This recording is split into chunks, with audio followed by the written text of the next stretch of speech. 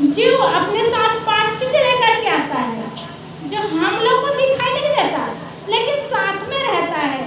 और संस्कारों की गठरी लेकर के आता है।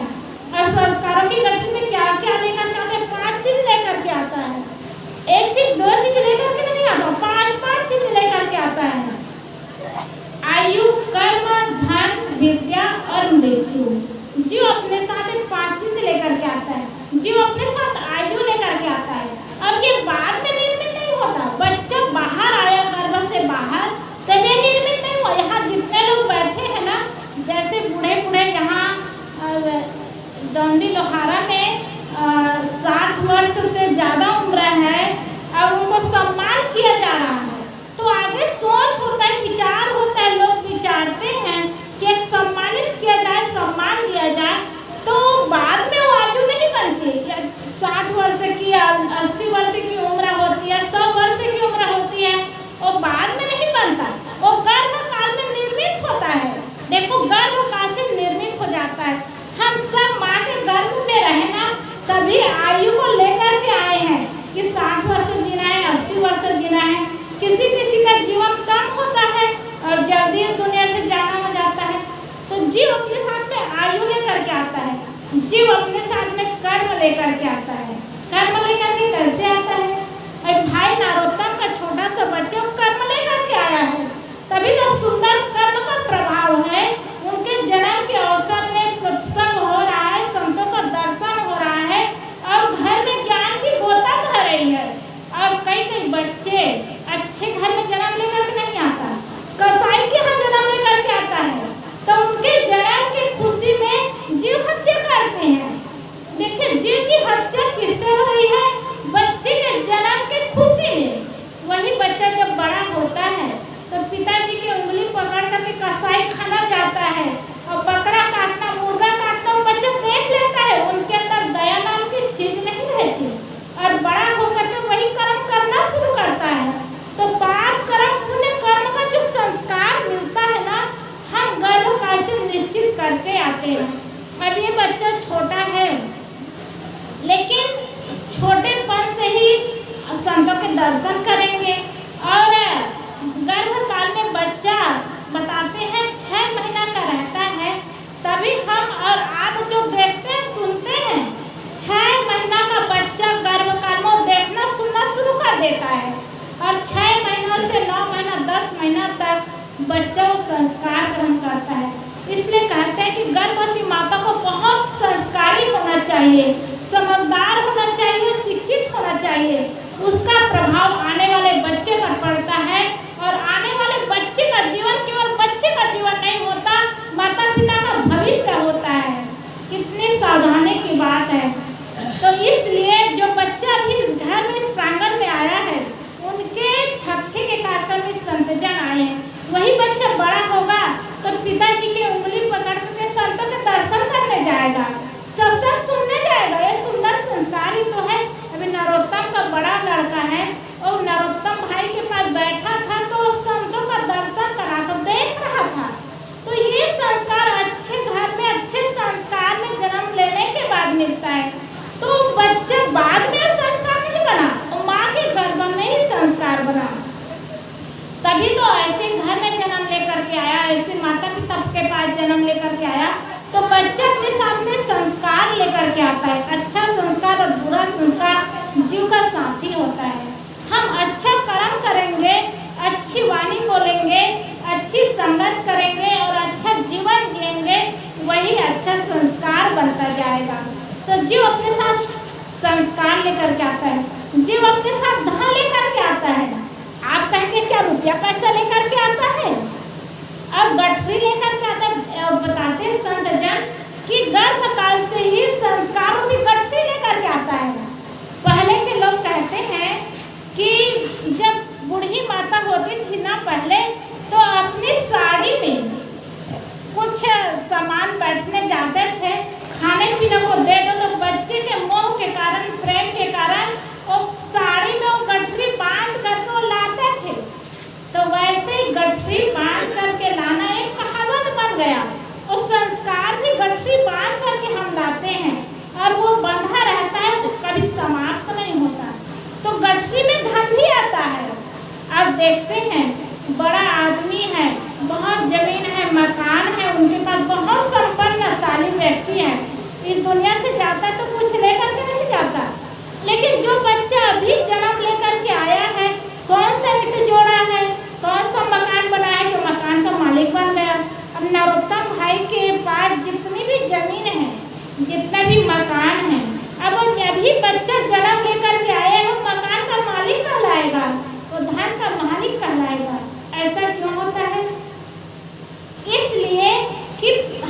हमारा जीवन कर्म भूमि का जीवन होता है। हम जो कुछ भी करते हैं वो संस्कार बनता जाता है। धर्म करते हैं, भक्ति करते हैं, वही संस्कार बनता है। जैसे संत आपके दरवाजे में आए हैं, संतों की सेवा आप लोग कर रहे हैं और संतों को खिला रहे हैं, ये निरर्थक नहीं जाएगा। संतों का खाना भी आप लोग का संस्कार बना रहा है। संतों के पास बैठना भी आपका संस्कार बना रहा है। संतों की सेवा करना, संतों को धन रुपया पैसा देना भी आपका संस्कार बनता है। वही तो संस्कार की गठरी बनता है। ये जमीन मकान तो धन होता ही है, जमीन मकान लेकर के ना कोई आते हैं न लेकर के जाते हैं, लेकिन संस्कारों की गठरी में ये जमीन और मकान होता है। जो छोटा सा बच्चा अभी जन्म लेकर के आया है, वो जमीन और मकान लेकर के आया है। कभी कभी देखते हैं कोई बच्चा एकदम गरीब घर में जन्म लेकर के आता है, जन्म लेकर के आता है, उनकी माता पिता ठीक से उनकी सेवा नहीं कर पाते, और वही बच्चा थोड़ा बड़ा होता है तो क्या करता है, खाने की कुछ सामग्री नहीं रहती, खाने का सामान नहीं रहता, तो बच्चा झिल्ली इकट्ठा करता है, झिल्ली बेचता है, कुछ काम करता है और काम कर करके पेट की अग्नि बुझाता है। देखिए कितनी बड़ी बात है। बेटा छोटा सा रहता है, समझदारी भी नहीं रहती, शक्ति भी नहीं रहती, और काम करके पेट की और भूख की अग्नि बुझाता है। लेकिन एक बच्चा धनवान घर में जन्म लेकर के आता है, डबल मंजिल का मकान होता है, तो क्या कहते हैं लोग, अरे ये मकान का मालिक आ गया। देखिए कहना कितनी बड़ी बात होती है कि मकान का मालिक आ गया। छोटा सा बच्चा है, जन्म लेकर के आया है, 5 एकड़ जमीन है उनके यहाँ, तो क्या कहेंगे, अरे जमीन की रक्षा करने वाला जमीन खाने वाला आ गया। मतलब वो उनको अधिकार होता है, वो धन का, वो संपत्ति का। जो जीव अपने साथ में धन लेकर के आता है, संस्कार, कर्म, धन और विद्या लेकर के आता है। अब विद्या लेकर के कैसे आता है, देखते हैं स्कूल में सबको टीचर होते हैं, एक जैसे ही पढ़ाते हैं, किसी को ज़्यादा पढ़ाते, किसी को कम पढ़ाते, ऐसी बात नहीं होती, एक जैसे ही ज्ञान देते हैं। लेकिन उसी विद्या को पा करके एक विद्यार्थी 100 में 100% लाता है, इतना होशियार रहता है, और दूसरा विद्यार्थी रहता है ना 100 में 33% भी नहीं ला पाता, फेल हो जाता है। उसको बार बार पढ़ाओ, उसके दिमाग में घुसता ही नहीं। तो बच्चा अपने साथ में विद्या भी लेकर के आता है। देखते हैं ना अपने साथियों में तो कोई बच्चा होता है, बहुत ज्ञानी होता है, बहुत समझदार होता है, एक बार बताओ, एक बार सिखाओ तो सीख जाता है, समझ जाता है। लेकिन कोई बच्चा ऐसा होता है, उसको बार बार समझाओ तब भी वो समझ में नहीं पाता और उनके दिमाग में बढ़ता ही नहीं। तो जो अपने साथ विद्या लेकर के आता है, तो आयु, कर्म, धन, विद्या और मृत्यु लेकर के आता है। जो अपने साथ मृत्यु लेकर के आता है। जितने हम लोग बैठे हैं ना, हम लोग की मृत्यु का समय जब आएगा, कोई बदल नहीं सकता, कोई हटा नहीं सकता। जहाँ पर जिसकी मौत और जिस स्थान पर मौत होनी होती है वही होती है। तो मनुष्य जीवन में जन्म लेकर के आना, ये कर्म भूमि का जीवन होता है, और ये सब कुछ लेकर के आते हैं, संस्कारों की गठरी लेकर के आते हैं, और संस्कारों की गठरी में सब कुछ मिलता है।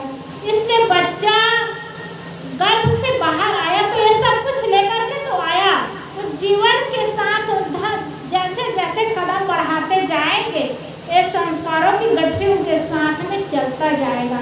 तो बच्चा जब आता है माँ के गर्भ से बाहर, तो ये सब कुछ लेकर के आता है, लेकिन माता पिता का संस्कार बच्चे पर पड़ता है, ऐसा कहते हैं।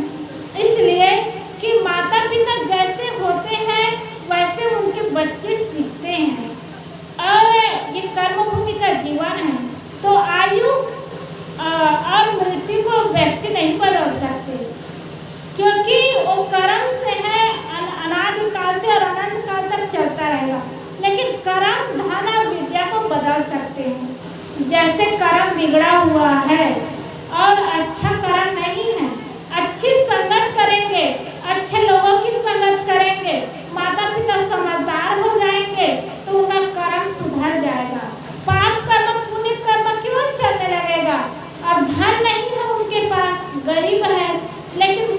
मेहनत करेंगे और शक्ति लगा करके मेहनत करेंगे, गरीब व्यक्ति धनवान बन जाता है। आंखों के सामने देखते ही मिलता है कि कई व्यक्ति गरीब रहे वो धनवान बन गए और धनवान रहे वो गरीब बन गए। तो हमारे साथ ये सब संस्कार होता है। तो गरीब व्यक्ति धनवान बनता है वो अच्छी संगत करके, अच्छा मेहनत करके और सही मार्ग में चल करके बनता है। विद्वान बनता है, मूर्ख रहता है बच्चा, लेकिन वो बड़ा होता है, बड़ा होने के बाद विद्वान बन जाता है। क्यों बनता है? क्योंकि अच्छी संगत करता है, अच्छे लोगों के पास बैठता है, ज्ञान की बातें सुनता है, तो विद्वान बन जाता है।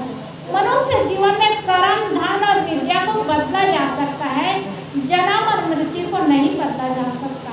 तो बच्चा गर्भ से बाहर आता है तो ये सब संस्कार लेकर के आता है। उसके बाद माता पिता संस्कारी होते हैं, अच्छा संस्कार माता पिता का रहता है, तो बच्चा छोटेपन से ही वो संस्कार सीखना और जानना शुरू करता है। इसीलिए संस्कारी माता पिता की बहुत आवश्यकता होती है। कहते हैं ना, गर्भ का संस्कार अमिट होता है। अमिट मतलब मिटने वाला नहीं होता, और बाहर का संस्कार तो लिपा पोती होता है। जैसे मकान है, मकान की लिपाई करेंगे वो बाहर की लिपाई है, लेकिन जो प्लास्टर करे हैं वो पहले का ही है। वैसे ही जो गर्भ का संस्कार होता है अमिट होता है। इसीलिए गर्भवती माता की बात बताते हैं कि बहुत संस्कारी होना चाहिए।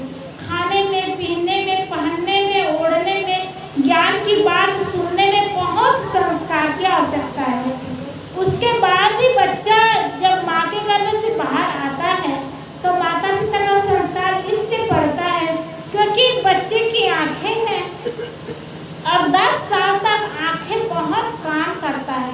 बताते हैं 10 साल तक आंखें बहुत तेज होता है, फिर 10 साल के बाद 40 साल तक तो आंखें बहुत कमजोर हो जाती है। तो छोटे बच्चे की आंखें बहुत तेज होती है।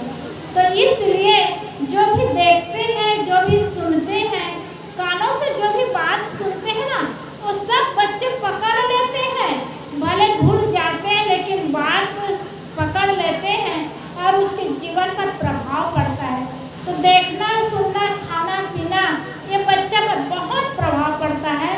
और उनके माता पिता संस्कारी होते हैं, अच्छा खिलाते हैं, अच्छा पिलाते हैं, अच्छा सुनाते हैं और अच्छा दिखाते हैं, तो बच्चे का जीवन सुंदर बनना शुरू हो जाता है। इसलिए चाहिए कि माता पिता को बच्चे के भविष्य को बनाना है तो खुद संस्कारी हो और बच्चे को सुंदर संस्कार दे। अब माता पिता ही संस्कारी नहीं रहेंगे तो बच्चे को क्या संस्कार देंगे?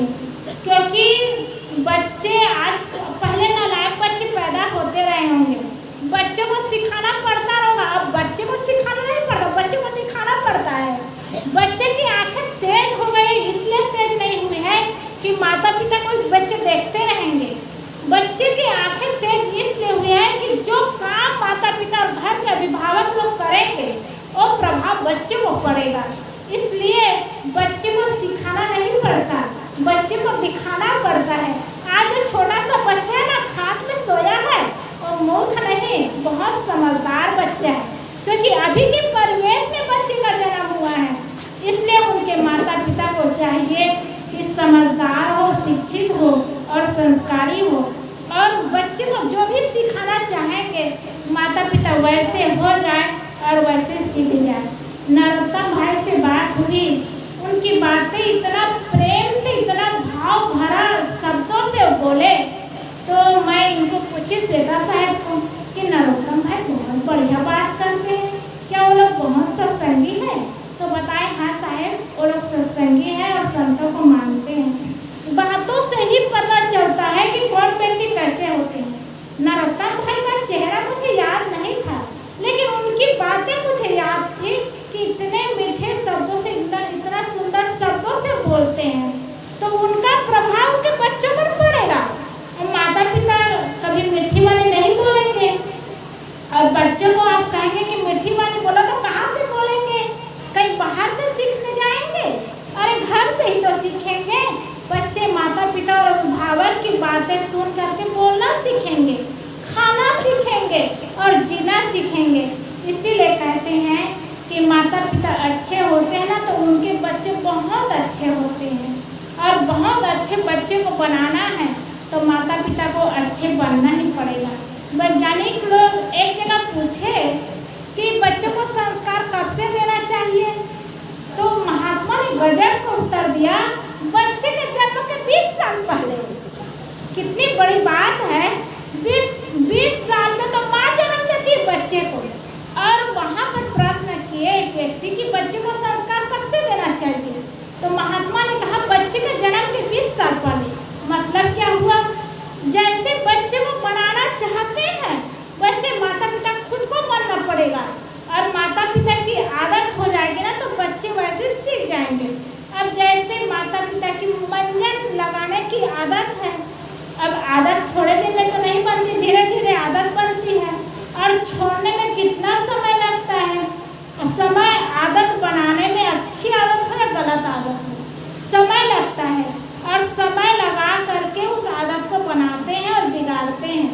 और जब खुद की आदत अच्छी बन जाती है तो बच्चे की आदत अच्छी बनेगी। इसलिए स्वभाव को सुधारने और बदलने में समय लगता है। इसलिए कहते हैं कि बच्चे को संस्कार देने के लिए 20 साल पहले माता पिता को संस्कार देना शुरू करना चाहिए। और ये बात क्यों बताए हैं, ये इतिहास उदाहरण देते हैं और प्रमाण देते हैं। मदालसा की शादी नहीं हुई थी, और शादी नहीं हुई थी, वो राजकुमारी थी। और शादी के पहले उनके पिताजी पहले स्वयंवर की तैयारी करते थे। शादी के पहले स्वयंवर की तैयारी करने लगे कि योग्य राजा आएंगे तो उनसे मेरी बेटी पसंद करेगी और शादी हो जाएगी। लेकिन मदालसा बहुत समझदार थी। मदालसा कहने लगी मेरी जो 3 बात को स्वीकार करे उसके साथ मैं शादी करूंगी। कितनी बड़ी बात है, शादी नहीं हुई है, भविष्य की गणना, भविष्य को लेकर के वो चिंतित हो गई। और वो कहने लगी कि जो मेरे 3 बात को स्वीकार करे उसके साथ मैं शादी करूंगी। तो उसके पिताजी ने सोचा ये कौन सी 3 बात का निर्णय किए होंगे। फिर पूछे कि बेटी कौन सी 3 बात है। मदालसा बताई कि जो मेरे पति बने वो मेरे धर्म के काम में रोके ना, उसके साथ मैं शादी करूंगी। कभी कभी ऐसा देखने को मिलता है ना कि पति धर्म के काम में तो खुद नहीं जाते लेकिन पत्नी को भी रोकते हैं। तो मदालसा कही कि मेरे धर्म के काम में ना रोके, उसके साथ मैं शादी करूंगी। दूसरी बात कही मेरे रहते किसी दूसरी स्त्री से प्रेम न करे, उसके साथ मैं शादी करूंगी। क्योंकि राजघराना में वही नियम होता है, कई रानियों से वो प्रेम कर लेता है राजा तो वो प्रेम कमजोर हो जाता है। लेकिन मदालसा समझदार थी, वो कहने लगी मेरे रहते किसी दूसरी स्त्री से प्रेम न करे, उसी के साथ मैं शादी करूंगी। और तीसरी बात वो कहने लगी मेरे गर्भ से जितने भी बच्चे उसको संस्कार मैं दूं, उसमें मेरे पति रोके ना। और ऐसी जो मेरी बात को मानेंगे उसके साथ मैं शादी करूंगी। बताओ कितनी बड़ी बात, भविष्य को लेकर के वर्तमान को बनाना ये बहुत बड़ी बात है। और एक राजा तैयार हुए, 3 बात को स्वीकार किए, उनके गर्भ से 1-2 बच्चा नहीं हुए, 6 बच्चे हुए, 6 लड़के हुए। और 6 लड़के उनके साधु बने। साधु बनाना या साधु बनना कोई सहज है, कोई खिलौना है। आपके गांव में विचार करके देखिएगा, इस गांव में गृहस्थी तो पूरा गांव भर के लोग हैं, लेकिन साधु कितने बने होंगे, गिनती में 1-2 होंगे। और सब गांव में साधु होना ये भी बहुत बड़ी बात है, सब नहीं होते, 1-2 भी नहीं होते गांव में, कितनी बड़ी बात होती है। इस गांव में हुए होंगे, अच्छी बात है। और वो माता मदालसा के 6 बच्चे हुए और वो साधु हुए। अब बताओ माता मदालसा कैसे संस्कार दी होगी जो उनके 6 बच्चे साधु हो गए। माता मदालसा जब जन्म देती थी और बच्चे को पलने में सुलाती थी तब भी वो आत्मा की बात बताती थी। वो कहती थी बेटा शुद्धो असि बुद्धो असि निरंजनो असि संसार माया परिवर्जतो असि संसार स्वप्नम तज निद्रा मदालसा मुआच वाक्य पुत्रा। आशा कहती थी बेटा तू शुद्ध